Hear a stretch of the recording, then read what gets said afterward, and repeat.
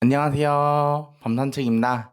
2026년 7월 22일 공포영화 호컴을 보고 왔습니다.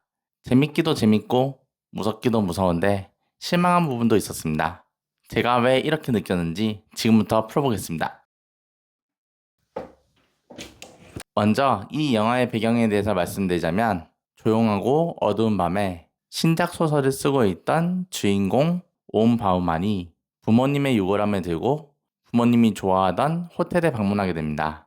호텔에 도착한 바우만은 부모님이 가장 좋아하던 허니문 스위트룸에 가보고 싶었지만 아쉽게도 현재는 폐쇄가 되어 볼 수도 갈 수도 없다고 합니다. 할 수 없이 바우만은 일반실로 숙박하게 되고 숲속에 들어가 부모님의 유골을 뿌리게 됩니다. 다시 돌아와 바우만은 바 안에서 술을 즐기며 피오나와 이야기를 나누며 즐기다가 술에 취해 방으로 들어가게 되는데 피오나가 느끼기로는 바우만의 표정이 좋지 않다고 한번 그의 방에 가보자고 합니다. 손님의 허락 없이 방 안에 들어가는 것에 대해 탐탁지 않았지만 그럼에도 불구하고 무슨 일이 있을까봐 조심히 들어간 직원들은 바우만이 죽을 뻔한 상황을 발견하게 되고 급하게 그를 구하게 됩니다. 다행히 목숨을 건진 바우만은 자신의 미기를 피오나가 구해줬다는 것을 듣고 감사를 표하고자 다시 호텔에 가게 되는데요. 그런데 호텔은 시즌이 끝났다며 임시 휴업을 한다고 합니다. 그리고 피오나는 행방불명됐다고 합니다. 호텔 직원은 피오나를 찾기 위해 숲속이든 어디든 찾아보았지만 그녀의 행방을 찾을 수 없었지만 다만 사라지기 전날에 피오나가 숲속에 살고 있는 제리와 만났다는 것을 알게 됩니다. 바우만은 피오나를 찾기 위해 숲속 그리고 호텔에 조사하게 됩니다.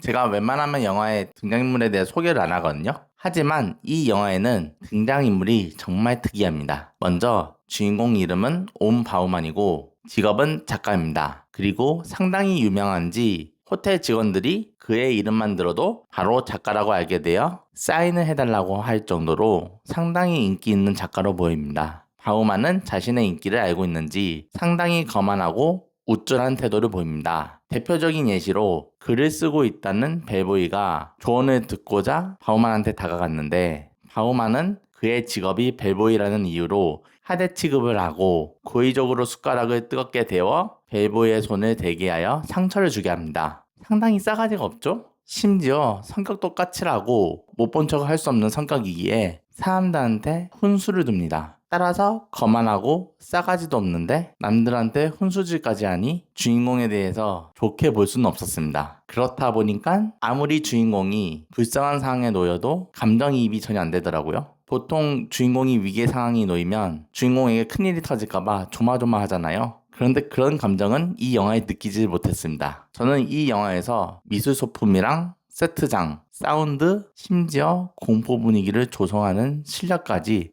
상당히 있다고 생각했습니다. 분명 아무것도 없는 빈방이거든요. 단순히 어둡습니다. 그런데 그냥 어두운 게 아니라 살짝 차가운 색깔을 넣어서 음침하고 무서운 분위기를 조성하였습니다. 심지어 오래된 목재 가구의 인테리어, 이것들이 분위기를 무겁게 만들었습니다. 그 오래된 흉가 보면 낡고 먼지 쌓인 가구들 때문에 뭔가 더 무섭잖아요. 사람들 손에 대진 않았는데 뭔가 툭 나타날 것 같고 이 영화에도 그런 부분이 있었습니다. 심지어 사운드도 단순히 크게 해서 무섭게 하는 게 아니라 소리를 조금씩 내서 긴장감을 놓을 수 없게 만들더라고요.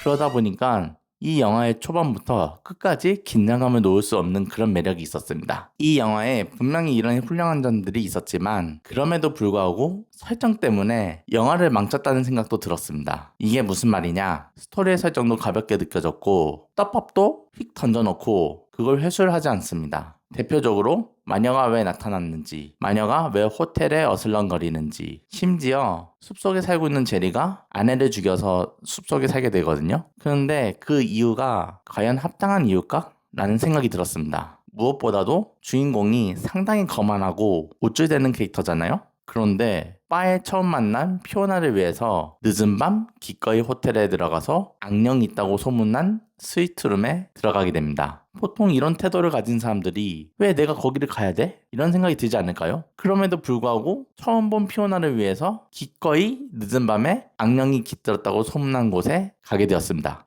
이게 맞는지 좀 의문이었습니다. 그리고 가장 무서운 존재인 마녀가 주인공한테 어슬렁어슬렁 되는데 그냥 어슬렁어슬렁 되기만 하지 주인공한테 피해를 가하지 않습니다. 그거를 인지하게 되니까 마녀가 나타날 것 같아도 크게 무섭다는 생각이 들지 않았습니다. 단순히 큰 사운드랑 갑자기 얼굴이 확 튀어나오니까 그냥 그게 싫을 뿐이지 무섭다는 생각이 들지 않았습니다. 왜냐면 어차피 주인공은 죽이지 않고 해치지 않을 텐데 설마 무슨 일 있겠어? 라는 생각이 들 정도로 마녀가 주인공한테 해를 가진 않더라고요. 이런 부분이 있기 때문에 비록 공포 영화여도 크게 무섭게 와닿진 않았습니다. 아 진짜 이걸 이렇게 만들면 안 되지. 이번 여름에 기대했던 공포 영화 중 하나인데 솔직히 실망 많이 했습니다. 제가 예고편은 잘 보지 않거든요. 그런데 포스터를 보고 판단을 많이 하게 됩니다. 그러니까 호커맨 포스터를 보고 상당히 재밌겠다라는 생각을 했는데 기대를 너무 많이 했는지 실망도 좀 있었습니다. 그렇다고 재미없는 것도 아니었고요. 무섭기도 무서웠습니다. 영화의 평점은 상단에 기재되어 있어 참고 부탁드리겠습니다. 저는 이만 리뷰 영상 마치도록 하겠습니다. 다들 좋은 하루 되시기 바라겠습니다.